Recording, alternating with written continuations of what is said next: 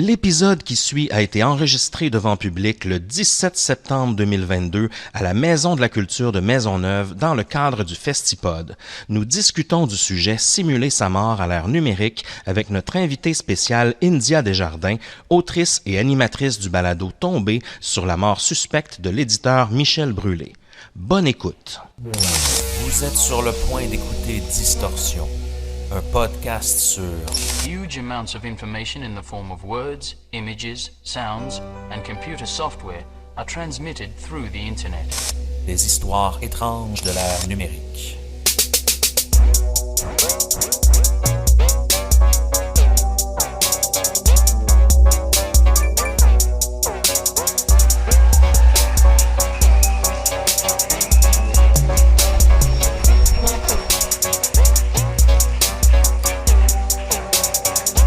What's up? Les micros fonctionnent. Seb, c'est bon? Allô. Hello. Yes. Chez mon son. Oui. Oh yeah, bon samedi tout le monde. Sébastien Lévesque, comment ça va aujourd'hui? Ça va bien, toi, Émile Gauthier? Ça va très bien parce que non seulement on est live au Festipod, ça faisait longtemps, on s'était ennuyé de voir des gens. Mais, hein? On s'était ennuyé de vous rencontrer dans la vraie vie.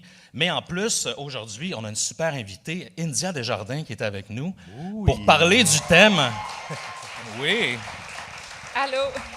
Oui, pour parler d'un thème qu'elle a fouillé beaucoup, en fait, dans les dernières années, qui est de simuler sa mort à l'ère numérique, mais pas juste ça. En fait, India a réalisé un super podcast qui s'appelle « Tombé » sur la plateforme audio, sur le cas de Michel Brûlé. En fait, on va vous en parler vraiment en détail pendant ce show-là.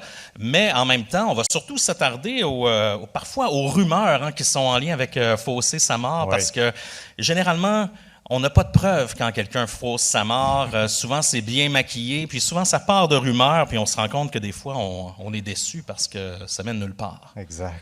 Yes. Tout d'abord, on vous remercie d'être là. Merci à la gang du Festipod pour ce bel événement. Vraiment, c'est cool. Des tables avec des nappes, un décor feutré, comme en arrière. On adore ça.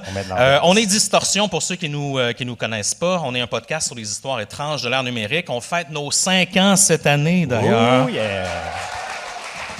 Yes, ben oui. Bon 5 ans, Seb. Yes, bon 5 ans, mon cher. Et on démarre aussi notre 8e saison, en fait, très bientôt. Ça part ce mois-ci, en fait, le 4 octobre sur toutes les plateformes, puis le 27 septembre sur Patreon, si vous avez la chance d'être membre. On vous remercie de votre soutien après ces 5 années-là. Vraiment, ça fait chaud au cœur, ça nous donne envie de continuer. Donc, cette saison, on va aborder des thèmes vraiment intéressants, surtout en lien avec des rabbit holes, des histoires vraiment qui nous font plonger pendant des heures dans des recherches intensives. On a vu un T-shirt de Key Lime Pie aussi dans la foule. Shout-out à toi ici. Merci de représenter. Je pense qu'on a assez fait de blabla, Seb. Est-ce qu'on est prêt à se lancer dans cette histoire de simuler sa mort à l'ère numérique? Oui, monsieur. Et oui, madame. Tout d'abord, bienvenue India. En fait, c'est cool que tu prennes part à cet événement-là avec nous. Toi, tu as eu la chance de fouiller beaucoup le sujet. Seb aussi, en fait, parce que simuler sa mort, en fait, ça porte le nom ça a un nom, ça, en fait, un pseudocide. Un pseudocide, oui. C'est la même chose en anglais aussi, là, qui veut vraiment dire, selon la définition, simuler sa mort ou feindre sa mort, là, techniquement. C'est dans le dictionnaire, honnêtement, je ne le savais même pas que ça existait. Il n'y a pas si longtemps, cette expression-là précise pour ça. Donc, Puis qu'est-ce que ça signifie plus concrètement? C'est l'art de feindre sa propre mort pour renaître ailleurs, en fait. C'est ça la définition exacte. Donc, c'est quelqu'un qui veut refaire sa vie, puis par toutes sortes de processus, en fait, va tenter de simuler sa mort. On va vous parler des différentes techniques tout à l'heure là, qui permettent de simuler sa mort, disons, de manière plus facile, hein, parce que c'est pas simple de simuler sa mort. Non, c'est coûteux aussi. Oui, exact, c'est coûteux, puis même si ça amène à refaire sa vie, c'est plus difficile que juste vouloir refaire sa vie sans simuler sa mort, parce que il faut cacher le corps, il y a toujours un cadavre généralement qui accompagne une mort. Mais vous allez voir, il y a des techniques si vous voulez pour faciliter. D'ailleurs, on risque de vous poser une petite question intéressante à ce propos. Je ne sais pas si on peut switcher sur la projection ici. Mais avant, toute chose, mon cher Émile, on a une petite bière. Ben oui, pourquoi pas s'ouvrir une petite bière. D'ailleurs, l'Avant-Garde, qui est notre bière, une bière de la semaine, disponible au bar juste ici. Puis, en fait, toi, India, comment tu as trouvé ton aventure lorsque tu investiguais sur cette histoire-là, lorsque c'est parti de où, en fait, ce désir de fouiller l'histoire de Michel Brûlé? Écoute, Michel Brûlé est mort. Michel Brûlé, pour ceux qui ne le connaissent pas, c'est un éditeur et ça a été mon premier éditeur. C'est quelqu'un qui était reconnu pour avoir une personnalité très mégalomane, à faire des frasques, faire des gros coups de marketing. Et puis, et quand il est décédé une semaine après ne pas s'être présenté à une audience sur sentence, en tout cas, excusez, les termes légaux, c'est samedi. Donc, lui, dans le fond, il était dans un procès pour agression sexuelle, il avait été reconnu coupable, et là, la sentence est toujours présentée plus tard lors d'une audience, et il ne s'était pas présenté. Et une semaine après, il est décédé. Et moi, quand j'ai vu qu'il était décédé, j'y ai pas cru. Là, j'ai vu que je n'étais pas la seule.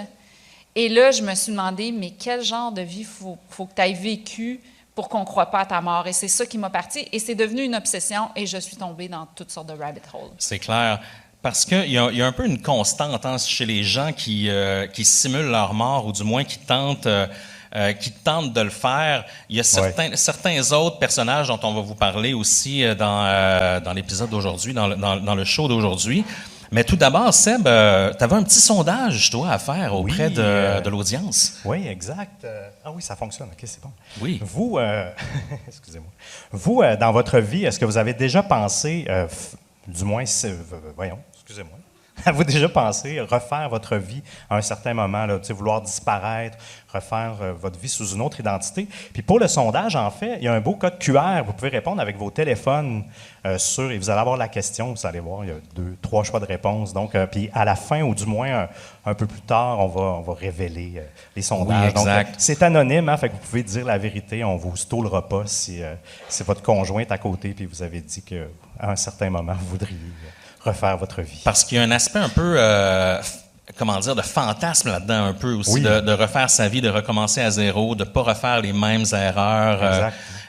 Moi, ça me fait penser à la série Plan B, justement, qu'on a vu au Québec, qui exploite bien ce thème-là. Donc, il y a refaire sa vie. On pose la question un peu avec le sourire en coin. On se doute que vous n'y avez pas pensé sincèrement. Peut-être qu'il y en a parmi vous qui ont fait des recherches pour une nouvelle identité ou des choses comme ça. D'ailleurs, on va y revenir aussi là-dessus sur combien ça coûte refaire sa vie. Hein. Ça, c'est intéressant. Peut-être que ça va changer les votes de certains d'entre vous. On va laisser encore, je pense que la plupart des gens ont voté. Certains personnages, en fait, sont reconnus. Michel Brûlé, t'en parlais, India, c'est quelqu'un qui était reconnu un peu pour ses frasques, sa mégalomanie même, ses projets un peu hors du commun. Il y a d'autres gens dont on a déjà parlé à Distorsion. C'est un peu la même chose. Il y a Gerald Cotton, moi qui me vient en tête. Oui. Gerald Cotton, qui était un baron de la crypto-monnaie, en fait, qui avait fondé l'entreprise Quadriga, une entreprise canadienne d'achat de crypto-monnaie. Et lui, c'est une drôle de circonstance. C'est en 2019, il était en voyage de noces en Inde avec sa conjointe. Et puis, soudainement, c'est pendant son voyage de noces, il s'est mis à vomir apparemment. Et éventuellement, il est mort sur le coup là-bas. Mais on n'a jamais vu de photos de son cercueil. On n'a jamais vu de rapport d'autopsie, de choses comme ça. Et puis, surtout, c'est quelqu'un qui est parti avec environ 250 millions de dollars en crypto-monnaie sans les mots de passe. Donc, énormément de gens floués avec cette histoire-là de Quadriga. Et comme par hasard, la personne meurt étrangement pendant son voyage de noces en Inde. Donc, tout de suite, les gens se sont mis à penser, là, c'est clair que c'est clair qu'il a simulé sa mort, en fait, cet homme-là. Donc, il y a des détectives privés qui sont embarqués dans l'aventure pour tenter de valider la chose. Encore maintenant, en fait, il n'y a pas de doute au niveau légal. Il y a eu un certificat de décès décrit par un médecin en Inde et tout ça. Donc, sur papier, l'homme est bel et bien mort, mais il y en a encore qui ont des petits doutes. Puis un autre personnage comme ça qu'on aime bien, Seb, à Distorsion, nous, c'est John McAfee, en fait. John McAfee, qu'on connaît bien, hein, un baron des technologies des années 90, l'antivirus McAfee. Et puis lui, John, est parti, après avoir vécu un genre de scandale au Belize, en fait, il a été... je dirais pas accusé, mais soupçonné d'avoir assassiné son voisin au Belize et parti en cavale par la suite. Même chose, il s'est retrouvé en prison en Espagne, en fait, récemment, en 2020. Puis c'est en 2021 qu'il a été retrouvé mort dans sa cellule à Barcelone. Et puis, étrangement, bien, c'est dans un documentaire de Netflix que c'est sorti récemment où tu as une de ses ex-conjointes qui dit « 2 semaines après sa mort, il m'a appelé puis il m'a demandé de repartir en cavale avec lui. » Donc, encore une fois, ça jette un doute. Ben oui. Avec un petit clin d'œil là, qu'elle a fait à la caméra. C'est ça, tu sais. Puis là, ça finit comme ça. Gros cliffhanger à la fin. Puis, John McAfee avait été trahi. Ce qui est intéressant, c'est que c'est les preuves numériques. Hein. Il y a beaucoup d'obstacles à disparaître à l'ère numérique, à fausser sa mort. Puis lui, c'était en fait, il y a des journalistes de Vice qui l'ont suivi pendant toute sa cavale, un reportage exclusif. Et à un certain moment donné, ils ont pris une photo qui s'est retrouvée sur le site de Vice, mais il y avait encore des métadonnées sur la photo.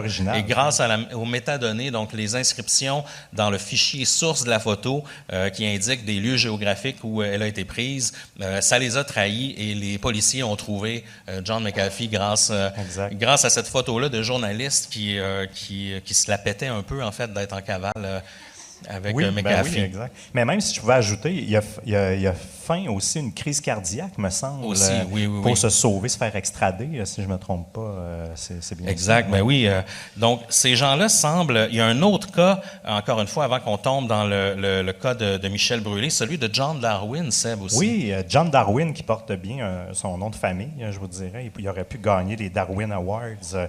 Ceux qui ne le savent pas, c'est toujours les prix qui sont remis chaque année à, disons, la personne la plus idiote, si je reste poli. En fait, John Darwin, avec sa femme, Anne, en 2002, eux, ils ont voulu simuler sa mort, en fait, pour toucher l'assurance vie. Et ce qu'ils ont fait, c'est qu'ils sont allés en canot en haute mer. Il y a même une photo officielle là, sur le web que tu les vois avant leur expédition.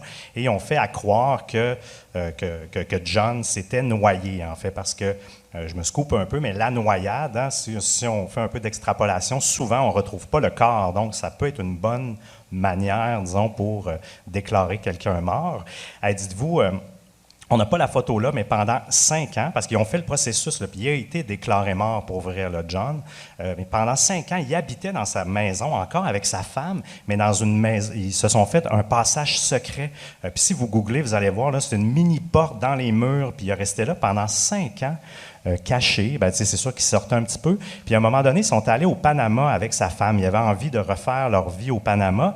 Et en 2006, pendant qu'ils magasinaient une maison, il y a quelqu'un qui a pris une photo. Elle s'est retrouvée sur les médias sociaux. Et je ne sais pas qui a fait cette corrélation-là, mais à cause de ça, ils ont été découverts. Ça a été un peu médiatisé. Puis John, un peu en 2007, un peu naïf, a tenté d'aller au poste de police et faire croire à l'amnésie, comme s'il avait perdu la mémoire pendant 5 ans. Ça me fascine, là, comment on peut prendre les gens pour... mais bref, c'est ça. Et finalement, ils ont été accusés de fraude et ils ont fait chacun 6 ans de prison, donc c'est pas négligeable, et quelques mois. Lui, il s'est remarié au Panama. En fait, sa femme l'a divorcé pour vrai. Il s'est remarié au Panama avec une jeune trentenaire, puis à cette époque-là, il avait 64, donc il doit être pas loin du 70 maintenant. Mais sa femme a capitalisé là-dessus. Elle a fait un livre. Elle a vraiment exploité l'histoire, là. Donc, je trouve que... Comment dire, ces gens-là, du début à la fin de cette histoire-là, ont juste essayé un peu de faire de l'argent sur, disons, quelque chose qui est plus ou moins éthique, là. Donc, mais vous voyez, ils se sont fait prendre, donc Ben oui, c'est parce toujours que je sais que vous deux, vous avez fouillé un peu la loi. Est-ce que c'est légal de feindre sa mort, de simuler sa mort? India, toi, tu as eu à le faire, tu as demandé à Ben des oui, juges c'est pour ça, ton mais- podcast.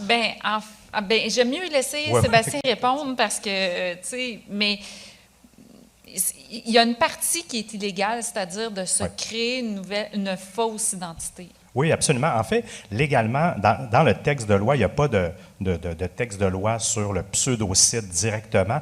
Par contre, automatiquement, la couronne peut juger, généralement, quand on fraude sa mort, bien, automatiquement, on fait une fraude, on peut être accusé de méfaits publics. Il y a différentes offenses qui font en sorte qu'on va finir par faire de la prison. Mais il n'y a pas de texte de loi directement associé à ça parce que la couronne, selon les cas, peut décider que vous avez le droit de refaire votre vie et de démarrer sous une nouvelle identité. Mais évidemment, si vous fraudez les assurances et tout ça, c'est illégal. Donc, C'est ça. Dans le cas de Michel, c'était un cas judiciaire, en fait. Oui, c'est ouais. Donc, lui, ça aurait été considéré comme contre la loi de feindre sa mort pour éviter, mettons, un procès. Oui. Ouais. Bien, il y a eu des cas comme ça. En Saskatchewan, il y a un homme récemment qui a écopé, je crois, de 6 mois de prison pour avoir simulé sa mort. Mais encore une fois, c'est pas le fait qu'il ait simulé sa mort en soi, c'est que ça a déclenché une enquête. Puis de cette manière-là, bien, ça a causé une entrave au travail des enquêteurs. Ouais, puis c'est de ça, en fait, qu'il a écopé. Donc, c'est bon à savoir pour les intéressés qui ont voté oui à notre sondage. Ben, entrons tranquillement dans le vif du sujet, en fait, pour parler un petit peu plus du cas de Michel Brûlé. On le voit un peu, ça m'a fait rire quand tu as dit, India, tout à l'heure, que quand on a appris sa mort, on a tout de suite remis en doute, en fait, sa mort. Puis on dirait que les gens, parfois, qui simulent leur mort, ont beaucoup de choses en commun. Peut-être moins John Darwin, mais oui. avec Gerald Cotton, John McAfee qu'on a vu, on dirait que c'est des gens qui ont beaucoup de moyens, ou du moins beaucoup de contacts ou de connaissances, des gens qui ont, toujours quelque chose à se reprocher aussi, qui ont en commun. C'est toujours des gens qui ont ils attendent un procès ou quelque chose comme ça. Et puis souvent, on dirait que c'est en voyage ou dans un pays étranger. Dans le cas de Gerald Cotton, on est en Inde. Dans le cas de John McAfee, Amérique latine, mais aussi Espagne. Michel Brûlé est au Brésil. On va y arriver au moment de sa mort. Donc, c'est pour ça qu'il y a un peu un aspect mythique, on dirait, à cet aspect-là de simuler sa mort. C'est vrai qu'on triangule tout ça, puis on se dit, ça rentre dans... Mais c'est ça, Michel, en même temps, je le mettrais pas dans les peut-être aussi riches, là, il était peut-être le riche des pauvres, là. Ouais.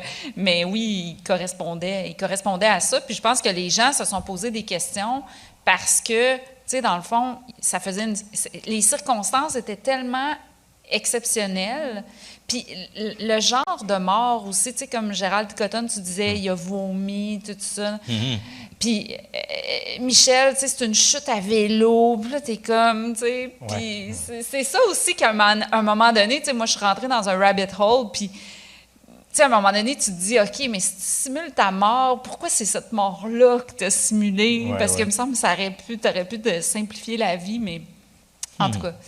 Remontons le temps un peu. Seb, je vais te laisser. Je sais que tu avais des petites questions aussi.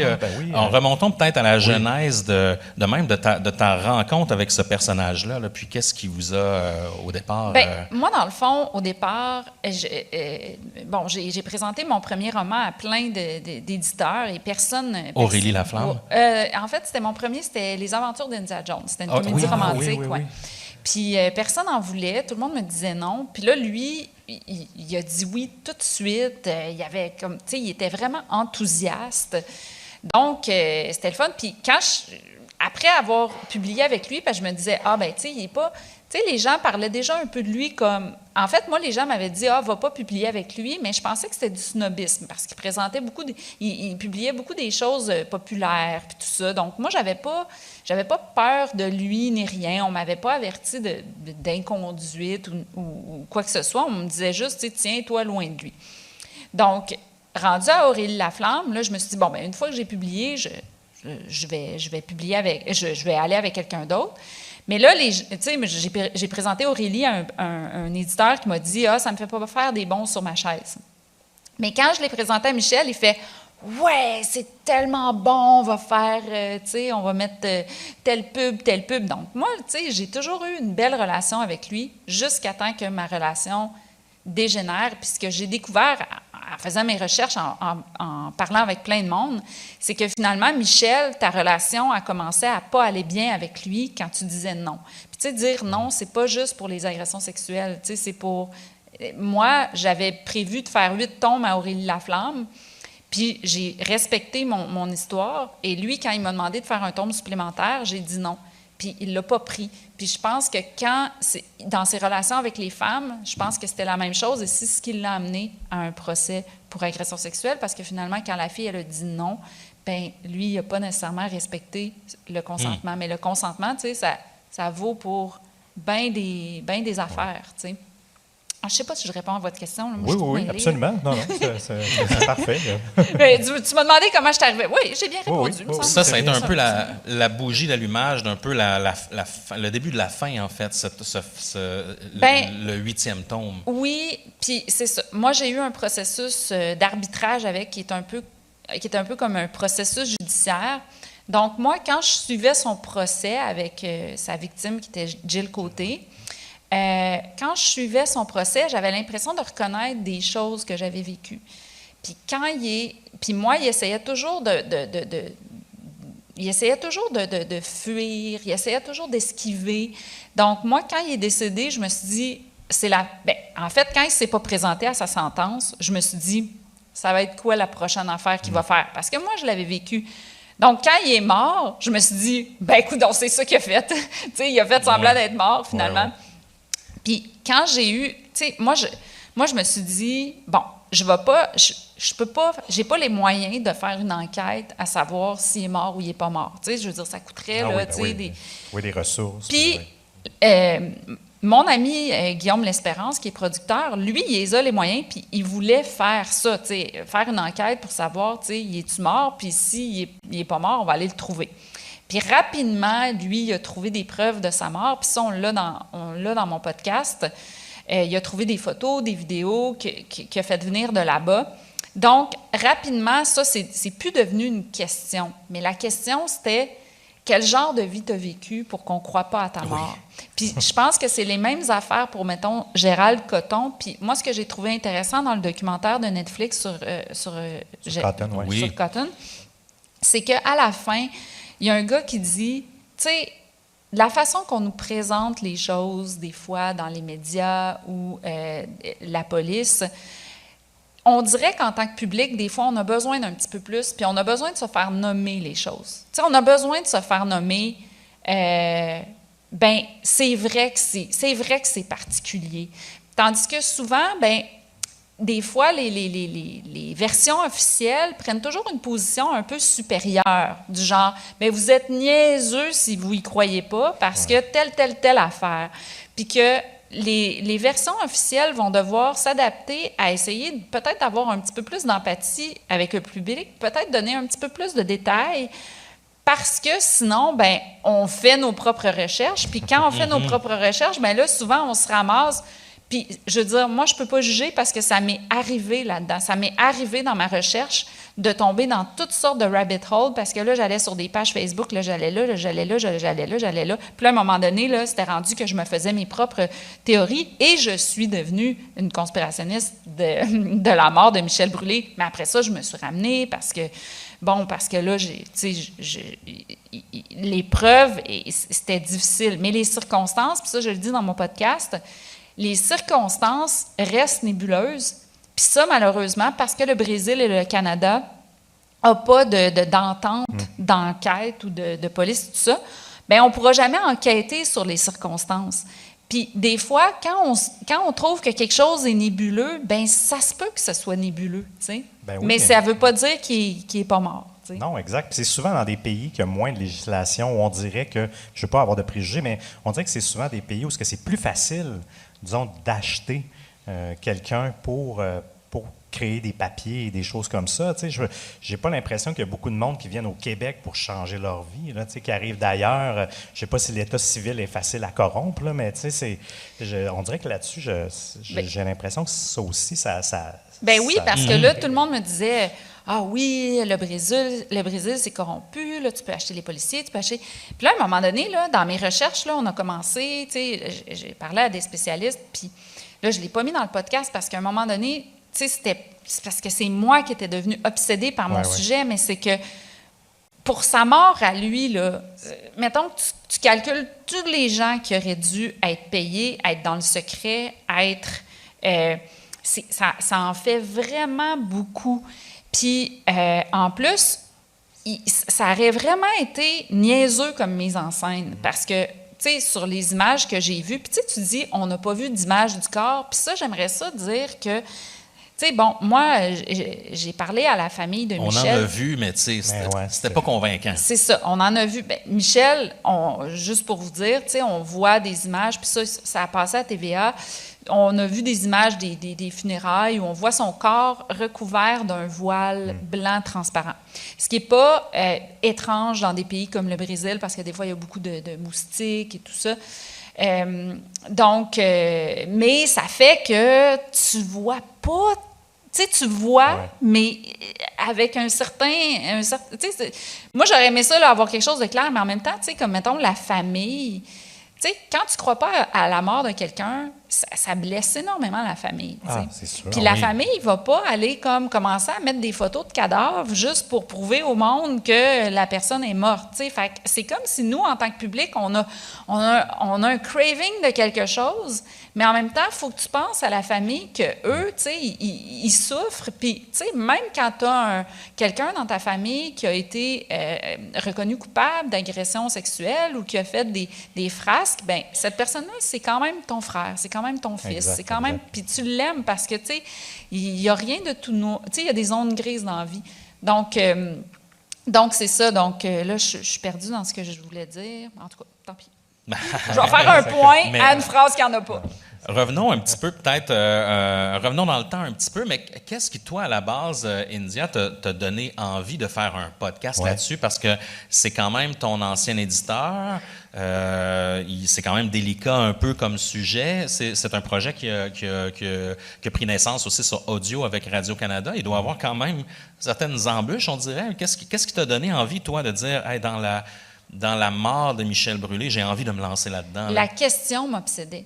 La question de quel genre de vie il faut que tu aies vécu pour qu'on ne croie pas à ta mort. Puis je trouvais que ça permettait de décortiquer ce qu'est l'abus de pouvoir. Puis je me disais, décortiquer plein de choses à travers cette histoire-là pourrait permettre d'aider à comprendre si on vit une situation d'abus de pouvoir, pourrait permettre de comprendre si on vit de la violence psychologique, pourrait permettre de comprendre les personnalités mégalomanes. Tu sais, des fois, je lis des articles, là, je sais pas, là, c'est quoi vos règles de diffamation, vous autres, là, mais tu sais, des fois, je lis des articles sur Elon Musk. On n'a pas d'assurance, erreur et omission chez Distorsion. On va vivre dangereusement. No safety net. Je vois des articles sur Elon Musk, puis je reconnais Michel Brûlé. Pour vrai? Ah, oui, je reconnais. Je reconnais les affaires, je reconnais les mails qu'il envoie à ses employés, les vrai. Espèces de... Il part sur une affaire. Au début, là, Elon Musk, on pensait que c'était quelqu'un là, qui voulait créer des voitures pour sauver l'environnement.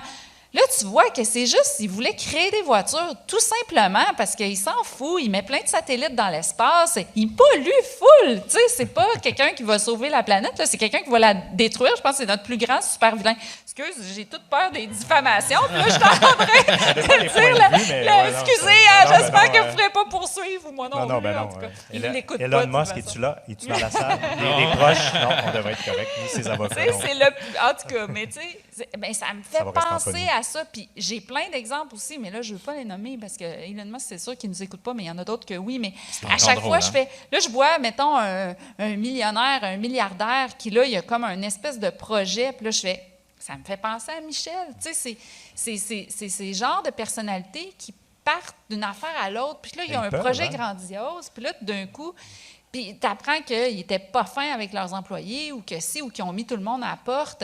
Michel, il était comme ça. Puis je m'excuse si je donne des exemples, puis là, vous dites « Ah, je ne l'ai pas écouté son podcast. » Ben non, mais c'est... décris-nous un peu, justement, le personnage, en quoi il est... Parce que, on peut en parler en long et en large, mais oui, en quoi, justement, il te rappelle un peu Elon Musk, ou en quoi est-ce que... Michel, là... Parce qu'il a fait des réels délits, évidemment, là. Oui. Bon, Michel, là, il a commencé à vendre ses livres dans les bars. T'sais, il vendait ses livres dans les bars. Puis là, il a créé sa maison d'édition comme ça. T'sais, c'est vraiment un self-made man. Puis là, tout d'un coup, là, il a commencé à faire des livres qui ont eu beaucoup de succès. Donc là, il est devenu un éditeur. Il est devenu un des éditeurs les plus importants au Québec. Il était 2e après Québécois. Et là, à un moment donné, on ne sait pas pourquoi, il a fait un film qui a financé lui-même, Kaido, que j'ai vu. Bonne chance pour si vous entendez parler, allez sur les pages Facebook. Mais ça contribue presque au mythe aussi, Kaido, qui est comme le film... Kaido, là, moi, là... Un film de vanité, là, tu sais... c'est ce qui a participé à mon conspirationnisme, parce que là, j'avais l'impression de trouver des réponses dans Kaido. Là. J'avais l'impression qu'il nous envoyait des messages. Hein? Des messages du genre, un jour, je vais simuler ma mort, et ça va être ceci. Puis là, j'étais comme, OK, je faisais tous les liens. Puis, c'est un film qui a, parenthèse rapidement, garde ton idée, India, mais c'est un film qui a financé lui-même, je crois, sans subvention. Comment dire, il y a plein d'acteurs connus là-dedans. Oui, mais qui n'étaient pas connus à l'époque. C'est lui qui il y en avait qui étaient connus. Il y en a qui... En fait, c'est lui qui réalise, mais on dirait pas vraiment qu'il y a un réalisateur dans la place. Puis le film n'est jamais sorti, en fait. Non. Puis c'est un film... Parce qu'un distributeur en a jamais voulu, puis avec raison. Puis là, maintenant, il y a quelqu'un, Benoît Rodrigue, qui le présente dans des soirées au pub Brouhaha. Ouais. Mais c'est un film très spécial à regarder parce que c'est comme l'incursion dans la tête, moi, je dirais d'un incel, mais...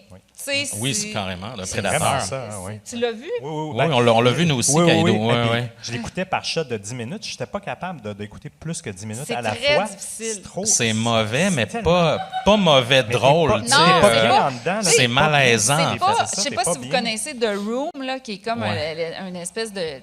Il y a eu des films là, sur ce film-là qui est une espèce de film culte, mauvais, mais là, c'est pas ça. C'est vraiment un film... bizarre parce que tu rentres dans la tête de quelqu'un que c'est comme une mise en abîme de lui à l'infini puis de ce qu'il pense sur le monde. C'est très bizarre, mais bref, il a sorti un film. Là, il a sorti un album de musique où est-ce que c'est lui qui chantait. Un album en allemand aussi, hein? Oui, c'est ça. Il y avait des tunes en allemand. J'ai plein d'extraits, mais je ne sais pas si on va avoir le temps. Bien, il y a des bonnes tunes. J'ai plein d'extraits. À l'époque, on riait. Mais l'autre jour, c'est drôle parce que mon chum, il trippe sur le métal hardcore, puis il était là, crime, il dit, mais les musiciens qui engageaient, c'était bon. Oui, parce que Michel, s'il avait voulu faire cet album-là, mettons, de dire, je me lance dans la chanson, bien, il y avait le flair pour dénicher les talents. Donc, c'est pas la musique qui est pas bonne, c'est le fait que lui, il chante là-dessus, mais tu sais, je pense qu'il... Lui... Mais c'est lui, vrai. il voulait être... Puis, tu sais, c'est pour ça que j'ai appelé mon deuxième épisode « Le blues du businessman », parce que lui, dans le fond, c'était un homme qui réussissait, mais qu'il avait envie de devenir une vedette. Ouais. Puis, ça a fait que les gens, Michel, pour eux, c'était quelqu'un de juste bizarre, c'était quelqu'un que tu pouvais jamais t'attendre à ce qu'il allait faire. Donc, c'était comme que les gens ne croient pas à sa mort. C'était comme, on dirait, c'était normal, parce qu'il nous avait tellement habitués à toutes sortes de choses. Puis, il y a quelque chose... Puis, tu sais, je veux dire, OK, moi, je vais vous dire, je suis partie de quelqu'un qui a vécu un traumatisme avec lui. Quand je le croisais dans la rue, mon corps était paralysé. Même dans le podcast, je vais voir une amie qui me lit des courriels que je lui écrivais à l'époque où je vivais mon chose. Et j'ai eu mal au corps après cette journée-là. Je me suis remis dans ces états-là pour le podcast. Mais ça devait être dur à revivre quand même. C'était extrêmement difficile. Puis le podcast m'a permis un peu de comprendre beaucoup de choses puis de pardonner. Puis c'est drôle parce que son frère, il m'a écrit que quand il était au Brésil, Et là, il voulait faire un golf, puis il voulait, tu sais, je veux dire, il a toujours été comme ça. Fait que ce que je veux dire, c'est que j'ai une certaine tendresse pour ce côté-là de lui, que même, tu sais, il était en procès, puis tout ça, puis là, il était au Brésil, puis là, il voyait une occasion d'affaires parce qu'il était comme ça. C'est un entrepreneur, là, tu sais, il y a un âme d'entrepreneur. Là, lui, il voulait faire un golf qui serait comme le meilleur golf au Brésil, puis c'est ça.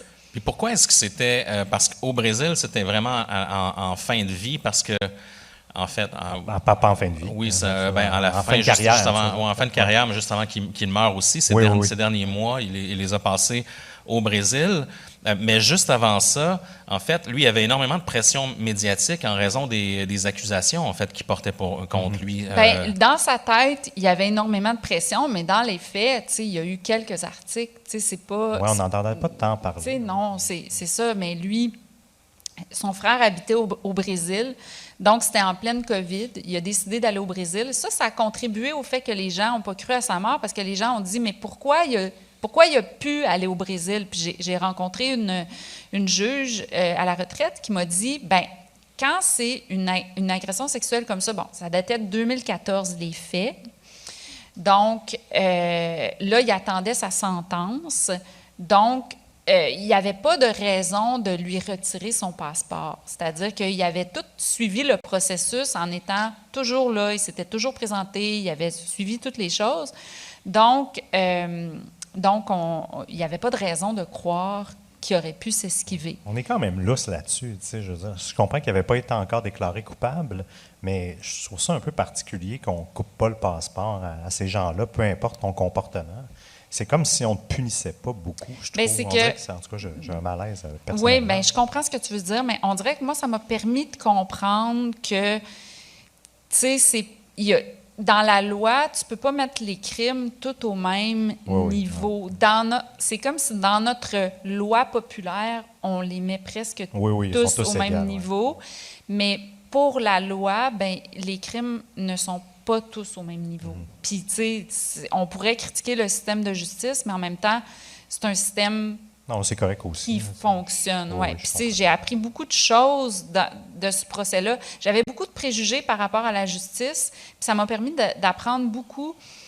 Donc, depuis le MeToo, donc, tu sais, quand Gilles Côté a dénoncé Michel, c'était au MeToo en 2017, et depuis ce temps-là, il y a une ligne sans frais au DPCP où est-ce que quand on a vécu une agression sexuelle puis qu'on ne sait pas si c'est un cas qui peut être... On peut appeler, c'est une ligne sans frais, et il y a un avocat, un procureur, qui va te dire exactement ce que tu devrais faire, puis si ça vaut la peine de poursuivre le processus. Donc, j'ai trouvé ça intéressant, ce que le MeToo a amené dans la société comme ressource. Puis, parce qu'on le sent, ça, on dirait que tout au long, surtout vers la fin de sa carrière, mais beaucoup dans Caïdo, on le sent qu'on a vraiment l'impression qu'il était devenu un prédateur graduellement. C'est malaisant, certaines scènes dans Caïdo même, ou des témoignages. Est-ce qu'il est devenu ou il a toujours été comme ça? Tu sais, c'est ça des fois qu'on peut se questionner. Puis dans Caïdo, là, il y a une scène que j'ai regardée, puis c'est comme un gérant qui, là, va chercher des filles pour le chanteur. Combien de fois on a vu cette scène-là dans les dénonciations des dernières années? C'est comme si lui, il habitait dans ce monde-là, il se tenait dans les bars avec ce genre de personnes-là. Il a vu ça, ça pouvait être un fantasme. Tu sais, pour certains hommes qui sont... Moi, j'ai la théorie qu'il pouvait s'approcher tu sais, c'était quelqu'un qui n'arrivait pas à trouver l'amour, puis tout ça. Donc, pour moi, il pouvait s'approcher de ce qu'on peut décrire comme un incel. Tu sais, ben ces hommes-là, ils voient des hommes, des chanteurs, tout ça, des gérants. Puis là, tu sais, bon, on en entend beaucoup des choses comme ça dans des dénonciations. Donc, lui, il se disait peut-être que c'était normal. Puis là, il y a une scène de même dans Caïdo, puis ça nous rend tellement mal à l'aise. Ça nous rend mal à l'aise. Puis, tu sais, je me suis beaucoup questionnée sur cette scène-là en me disant, ça me rend mal à l'aise, mais il y a tellement de gens qui la décrivent comme une réalité. Donc, lui, il n'est pas en train d'inventer quelque chose, il est en train de reproduire une réalité dont il a été témoin. Tu sais, c'est malaisant, mais en même temps... Puis lui, c'est sa vision fantasmée, mais en même temps, c'est malaisant parce que tu te dis, crime, ça arrive. Ben oui, puis il y a plusieurs détails troublants là, dans ton podcast aussi. India, François Lemay qui se confie, d'autres. Bien, c'est que ce qu'on apprend dans le podcast, c'est que les abus étaient pas nécessairement seulement envers les femmes. Tu sais, c'est-à-dire qu'ils allaient se déshabiller, mettons, devant des hommes aussi. Tu sais, moi, là, je comprends pas les hommes de pouvoir, là, l'affaire de montrer le pénis. Je comprends pas. C'est comme... Pas assez de pouvoir, je sais pas c'est quoi... Tu sais, comme... Fait que là, il nous raconte ça qui... Ben oui, j'ai déjà vu son pénis parce qu'il me l'a montré. Puis il a dit, c'est le fun, il n'y a pas de fille ici, je vais pouvoir te montrer mon pénis. Puis là, t'es comme, super. Mais pourquoi tu veux montrer ton pénis? Quelle belle opportunité. Je comprends pas. Tu sais, je suis peut-être pas assez un gars pour comprendre. Ben, c'est assez rare qu'en chum de gars qu'on se montre nos pénis. Là, même bien chaud. Là. Mais tu sais, on a bien entendu ça, l'affaire des hommes de pouvoir qui montrent leur pénis. Puis je comprends pas. Puis je me dis... Tu sais, bon, il y en a-tu qui pensent que c'est une bonne blague? Tu sais, j'ai de la misère à comprendre, mais ça rendait tout le monde mal à l'aise. Puis lui, quand il en parle, puis tu t'entends des extraits dans les médias, lui, Michel, quand il en parle, dit qu'il y avait une franche camaraderie, une ambiance festive un esprit, au bureau. Serré. Là, t'es là, mais l'ambiance festive était juste dans ta tête, man, parce que, tu sais... Oui, tout le monde est mal à l'aise, mais c'est ça qui est fou. C'est qu'on dirait que tout le monde est dépendant de leur emploi, d'une certaine façon. Exactement. Puis personne parle, personne ose parce que c'est le patron. Ça, je trouve ça triste puis je comprends, là, je ne suis pas dans le jugement, mais... Qu'on agisse comme ça puis qu'on laisse sous silence, justement, parce que c'est notre patron. Mais ça, je l'explique. Ça, dans l'épisode 5, j'ai tout essayé de décortiquer ça parce que souvent, on va blâmer les gens de ne pas avoir parlé. Mais tu sais, comme moi, je dis, bon, moi, je me ramène à moi. Pourquoi, mettons, j'ai pas dit ce que j'avais vécu? Tu sais, si j'avais dit ce que j'avais vécu, peut-être que Jill, elle ne serait pas allée proposer son manuscrit-là. En même temps, moi, j'avais tellement peur d'un combat public parce que, tu sais, quand tu racontes ton histoire, là, ils sont obligés d'aller... Là, il aurait été obligé d'aller demander à Michel. Là, Michel, il m'aurait démoli. Il aurait démoli ma crédibilité. Il aurait dit que je suis une folle. Fait que là, moi, il y a des gens qui auraient pensé tout d'un coup, « Ah, elle est folle, elle se plaint, tout ça. » J'avais tellement peur d'être humiliée que je parlais pas. Puis là, il y avait d'autres employés qui disaient, « Bien, je voyais des choses, mais... » Souvent, les gens vont penser que c'est eux le problème. Puis ça, là, c'était vraiment, là, quasiment tout le monde m'a dit ça. Ils pensaient, bien, le milieu artistique, ça a l'air d'être ça. Je pense que c'est moi le problème, je vais changer de milieu. Donc, tu sais, c'est comme si les gens, ils disent, bon, ben, t'es pas capable de supporter ça, donc, tu sais, il va falloir que tu changes de milieu. Mais le MeToo a changé ça un peu, puis tu le dis dans le podcast. Je trouve que ça a éduqué un peu tout le monde à reconnaître ces comportements-là qu'on avait un peu acceptés comme société, hein, parce que c'est pas on parle de Michel Brûlé ce soir, mais c'est pas le seul cas. C'est que ça s'explique historiquement. C'est que, dans le fond, il y a eu tout un mouvement. Tu sais, bon, il y avait l'Église qui dictait beaucoup nos comportements, puis il fallait être rude. Bon, c'est ça. Puis là, à un moment donné, il y a eu une libération de ça, des mœurs sexuelles, de la danse, tout ça. Puis là, les gens ne voulaient pas être la personne qui redevient comme l'Église. Puis là, à un moment donné, c'est comme, OK, oui, mais là, c'est peut-être aller trop loin. Fait que là, il y a comme tout le temps des mouvements qui fait comme, OK, on veut se libérer de ça, oups, ça crée un autre problème. Là, on voudrait se libérer de ça, mais on ne veut pas revenir là. Mais on peut-tu aller là, mais en essayant de se respecter tout le monde? Fait que, tu sais, dans le fond, c'est important comme ça, des mouvements sociaux, puis il y a tout le temps une espèce d'ajustement. Oui, dans nos comportements, etc. Ben oui. Puis, je voulais revenir un peu sur les circonstances. J'étais tombé sur ce magnifique meme ici, en fait, sur Reddit, parce que Michel s'est retrouvé sur Reddit aussi après sa mort. Puis, quelles sont les circonstances, India, de sa mort au Brésil? Parce qu'on dirait que ça aussi, ça contribue quand même au mythe, comme quoi peut-être que... Les circonstances telles qu'on les connaît, c'est, bon, il aurait pris son vélo et là, tout d'un coup, il a fait une chute. Oui, bon, il était dans une côte, il a fait une chute. Là, ce qu'on ne sait pas, c'est est-ce qu'il y avait une voiture qui l'a On n'a pas les circonstances. On ne sait pas. T'sais, tout ce qu'on sait, c'est qu'il est parti en vélo, puis après ça, il a été retrouvé dans le ravin. Et donc, il aurait fait une chute, il aurait percuté un panneau de signalisation et ensuite, il serait tombé dans le ravin. Sa mort aurait été causée des suites d'un choc thoracique. En tout cas, je n'ai pas les mots exacts, là, je le dis dans mon podcast. C'est écrasé les poumons. Il a dû tomber comme se faire frapper. Oui, ça a été... Puis ce qui a contribué aussi au doute, c'est que en mourant, là, il aurait dit à son frère je t'aime, tu es la personne la plus importante pour moi. Puis les médias ont beaucoup raconté ça dans l'histoire, tu sais. Puis ça fait cinématographique. Tu sais. Oui, je pense que ça a contribué au fait que les gens n'ont pas nécessairement cru, parce que ça sonne tellement pas vrai, tu sais, le frère qui arrive sur les lieux, puis là, je t'aime, puis là, meurt, tu sais. On dirait qu'on trouve que ça a l'air d'un mauvais film de série B. Ouais. J'ai rencontré le frère qui m'a dit que ça s'était pas tout à fait passé comme ça. Il dit qu'il a été mal compris, tu sais, bon, tu sais, c'est comme, est-ce qu'il a raconté ça au début, est-ce que, tu sais... Lui, en tout cas, il m'a dit qu'il a été mal interprété dans ses propos, que c'est pas ça qui est arrivé. Il aurait dit j'ai mal, puis quelques temps après, les secours seraient arrivés, puis il n'aurait pas été capable là, de le sauver. Puis, une autre chose qui a contribué au questionnement, c'est qu'il a été enterré 24 heures plus tard. Oui, c'est très vite. Donc, tout s'est passé là, dans toutes les quand tu regardes, mettons, les archives là-dessus, là, le frère, il porte le même T-shirt à la mort, les funérailles, l'enterrement. Fait que, c'est... Il boit le même café, en fait. Un clé en main. C'est comme, tu sais, c'est vraiment... c'est sûr que moi, j'ai beaucoup d'imagination. Fait que c'est sûr que moi, je regardais ça...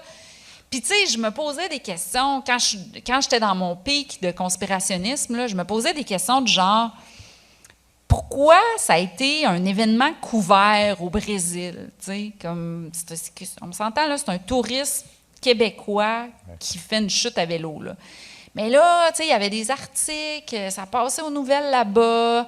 Je trouvais ça tellement bizarre. Mais c'est ça, ce qui m'a ramené, c'est quand j'ai parlé aux autorités ici, puis que l'avocate qui s'occupait du dossier, puis, tu sais, elle, ce qu'elle me dit, nous, pour arrêter le procès, parce que finalement, le procès a été arrêté parce que Interpol est allé, puis ils ont prouvé sa mort avec des documents, les faisant traduire et tout. Ici, on ne peut pas enquêter sur les circonstances de la mort, on peut juste avoir les preuves, y es-tu mort, y es-tu pas mort, puis là, ça a été prouvé qu'il était mort, Puis moi, là, j'avais plein de questions, tu sais, pour l'avocate, j'étais comme, ouais, mais là, vous avez pas, tu sais, vous pouvez prouver la mort, mais vous savez pas comment. Fait que, tu sais, je les pose toutes ces questions-là dans mon podcast. Mais c'est ça m'a ramené de me dire, OK, mais combien de personnes il aurait fallu qu'ils payent? Puis, y avait-tu tant d'argent que ça? Oui, ben oui. Puis, tu sais, je veux dire, on dirait que moi, mettons, là, il reviendrait dans 10 ans, là, OK? Je me sentirais niaiseuse, tu sais, d'avoir cru ces preuves-là, mais ça, c'est juste mon côté conspirationniste qui n'est pas capable de décrocher. Mais j'ai décroché, puis je me ramène toujours à la raison de... Il est décédé, la famille dit qu'il est décédé, tu sais, pourquoi la famille, toute la famille au complet, tu sais, j'ai parlé, là, j'ai parlé à des gens, puis tu sais, je veux dire, tu fakes pas ta peine de même, là, donc... C'est ça. Mais il y a des gens qui écoutent mon podcast puis qui restent quand même avec un doute, mais je respecte ça parce que, tu sais, des fois, c'est plus fort que nous, là. Ah, tout à fait. J'ai un petit doute. Oui? Petit doute. Seb le complotiste. Oui, Seb le complotiste. Pizzagate! Mais non, plus sérieusement, non, je sais pas, c'est le 24 heures, tout ça, ça se falsifie des papiers, puis le Canada n'a pas ordre d'enquêter tout ce qui se passe à l'extérieur. Mais pourquoi ta seule théorie, c'est qu'il y aurait... mort, là, c'est juste ça m'amuse. Parce que, pourquoi ta seule théorie, ce serait qu'il aurait faké sa mort, puis ce serait pas... Il se serait peut-être fait tuer, mais quelqu'un aurait voulu cacher ça. Il se serait peut-être suicidé. Tu sais, comme... Oui. Ben, c'est que c'est plus fantastique aussi. Voilà. Peut-être que ça... Peut-être que justement, dans la biographie de sa vie, il trouvait que ça...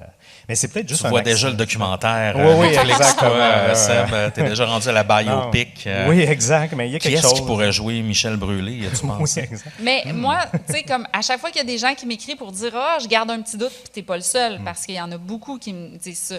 Je dis, moi, je pense que c'est correct d'avoir des doutes sur les circonstances. Puis, tu sais, pour ce qui est de sa mort, moi, je trouve que ça... Mettons là, qu'il sortirait là, dans 10 ans, « Ah ah, allô, je suis pas mort. » Je trouverais là, Il serait dans le trouble. non, mais je trouverais qu'il aurait fait un mauvais scénario. Bien, remarque que quand on regarde Kaido... Kaido, ça serait quasiment meilleur. Parce mais, que, tu sais, mettons, si tu veux pas de trouble, là, tu sais, je veux dire, il a quand même eu ses funérailles avec son voile dessus. Tu t'achètes un corps, tu sais, là-bas, là, mettons qu'il aurait voulu payer du monde, pourquoi il n'aurait pas acheté un cadavre? Pourquoi il n'aurait pas disparu? Pourquoi il n'aurait pas été noyé? Tu sais, pourquoi une chute à vélo? Oui, non, c'est vrai qu'il y a des circonstances. Autant qu'ils sont bizarres, autant que ça... C'est vrai que ça... Mais tu sais, il y a le tombé aussi, India, qui est au cœur de sa vie. Puis c'est pas pour rien que ton podcast s'appelle comme ça. Ça entretient le mythe. Il est tombé à vélo. Kaido, ça veut dire tomber aussi. Puis, je ne sais plus s'il y a d'autres références, là, mais ça semble être... La chute semble être au cœur de... Bien, c'est parce que, pour expliquer aux gens qui n'ont pas écouté mon podcast, c'est qu'à un moment donné, moi, je suis devenue obsédée par la chute. Puis à un moment donné, il y a plusieurs scènes dans son film avec la chute de Camus. Puis j'avais tout le temps ça, la chute. Puis dans son film, il y a un gars qui se suicide parce qu'il n'accède pas il ne devient pas la vedette qu'il aurait aimé devenir. Puis là, j'étais comme, mon Dieu, c'était prophétique. C'est ça qu'il a voulu nous dire, dans le fond. Puis, mais c'est ça. Moi, je me suis ramenée. Moi, je crois maintenant à sa mort. Je crois les autorités parce que, tu sais, je veux dire, les papiers sont là pour le prouver, tout ça. Puis pour faker sa mort, tu sais, il y en a plein qui me parlaient là, de chirurgie esthétique au Brésil. Puis là, j'ai fait des recherches là-dessus, mais c'est...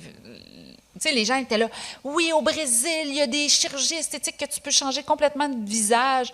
Puis là, j'ai parlé à un chirurgien. J'ai pas mis ça dans le podcast parce qu'à un moment donné, j'étais comme, je me sentais niaiseuse, comme d'être allée jusque-là. Tu faisais le tour de la checklist, là, ouais, pas le choix, c'est là. ça.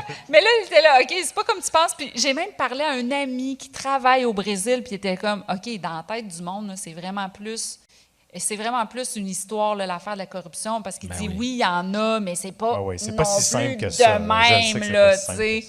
Donc, c'est ça. Ben je mets un point à ma phrase, pas de point Puis encore. même TVA a envoyé un détective privé. Est-ce que je me trompe? C'était un journaliste. C'était pas un détective privé, c'était un journaliste qui a fait une bonne job. Je pense qu'eux autres aussi, tu sais, ils ont, un peu comme mon ami Guillaume, ils sont arrivés sur place, puis là, ils ont constaté, puis ils n'ont pas poursuivi après ça, parce que, tu sais, je pense que tout le monde était dans le même état de, voyons, c'est donc bien bizarre, tu sais, une semaine après ne pas s'être présenté. Oui.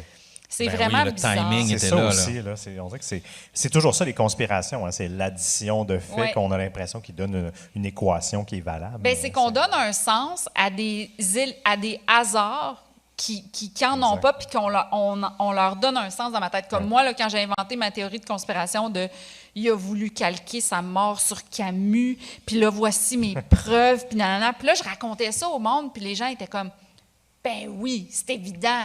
Mais après ça, aujourd'hui, là, avec un an de recul, je peux dire, mon Dieu, j'étais vraiment plongée loin, là.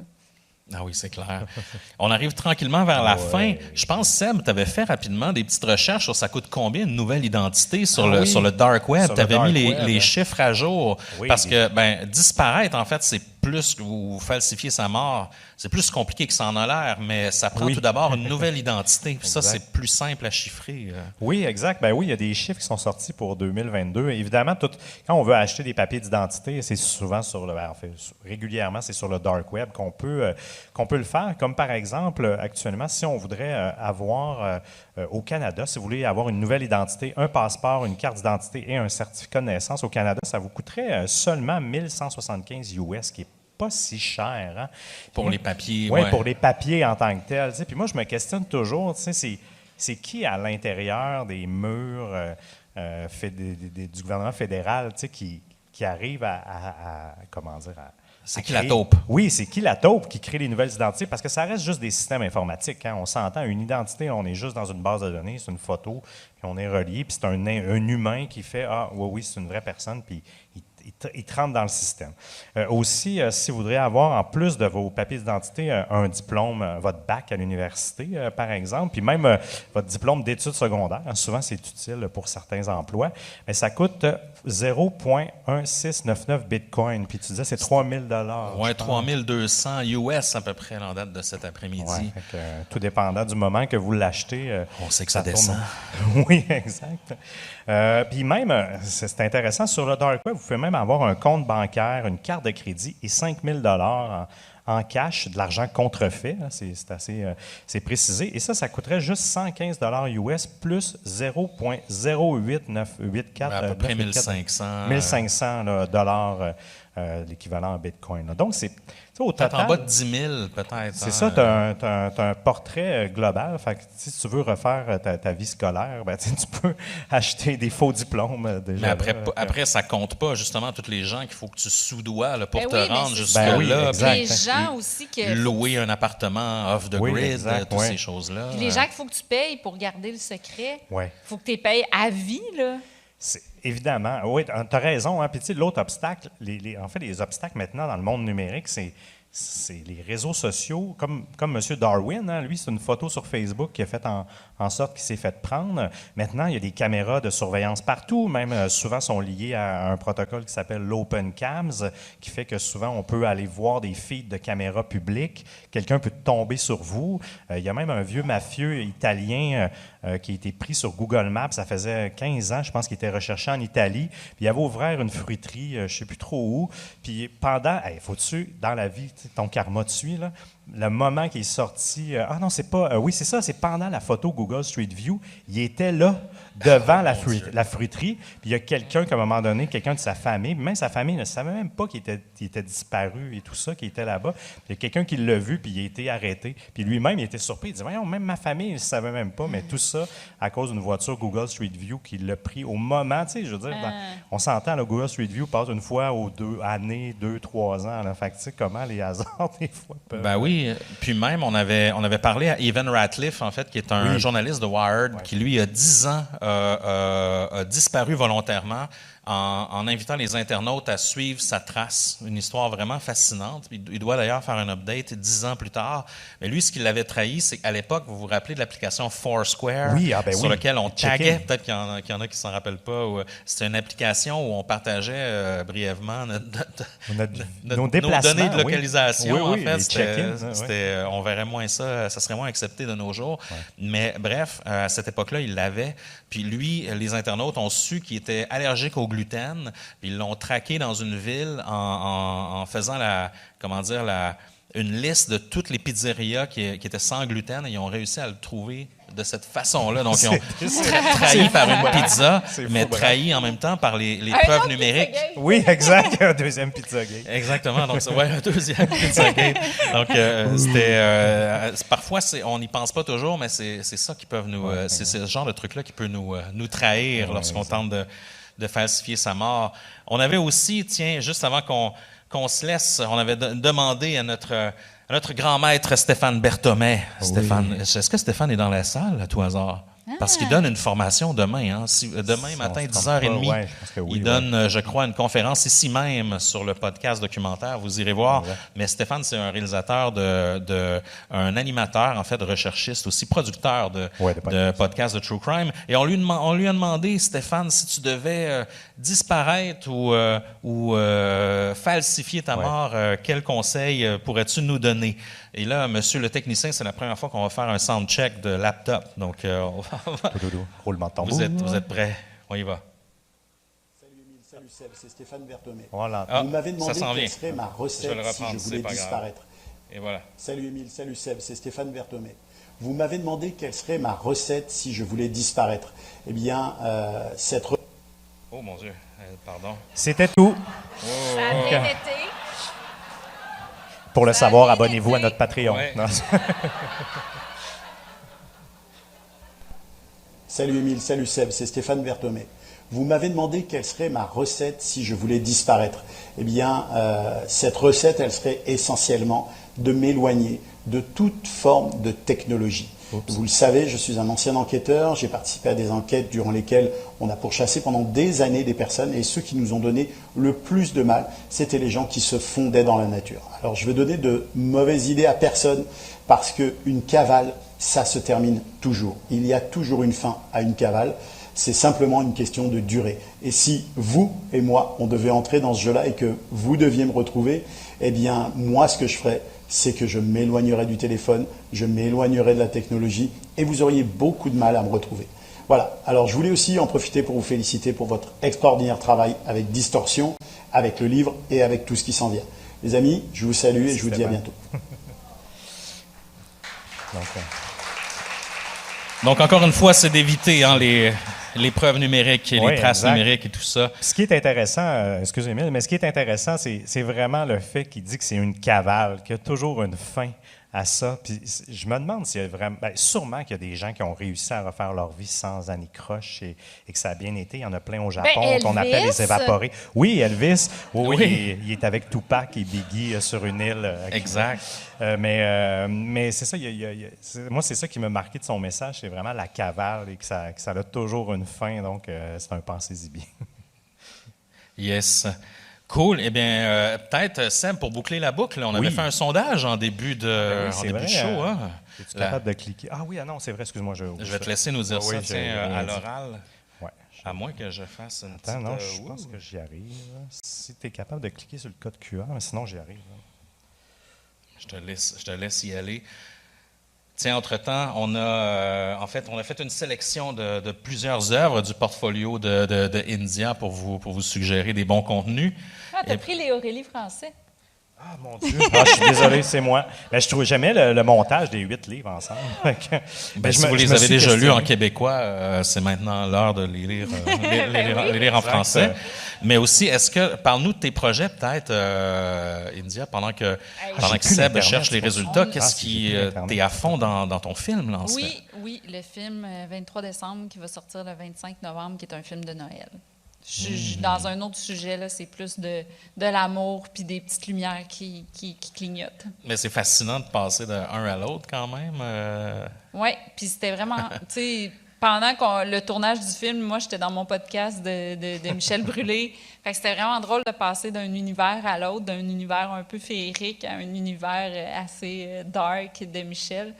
Mais tu sais, dans le fond, le podcast sur Michel, je dis c'est un univers assez dark, mais je pense que j'ai essayé de mettre un peu de lumière là-dessus, dans le sens que moi, je voulais que ça serve à quelque chose, tu sais.